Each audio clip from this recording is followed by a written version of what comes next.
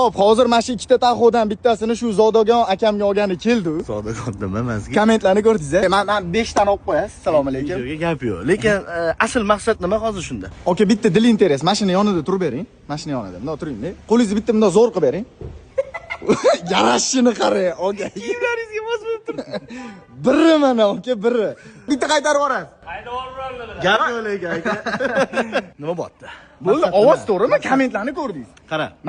Maqsad qarang, oka. Sizni Matiz haydolmaydi deb o'ylaydi ko'pchilik.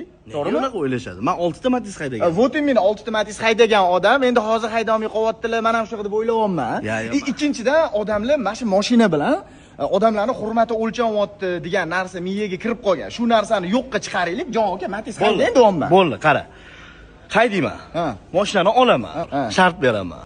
Yo, bu emas, aynan bu mashina emas. Polностью masdan bitta mashina olib chiqib ketaman. Yuring, bitta Matiz topamiz. Eshitib tur. Tatbishklaring, mana shu videoni kolab qilib qo'yamiz.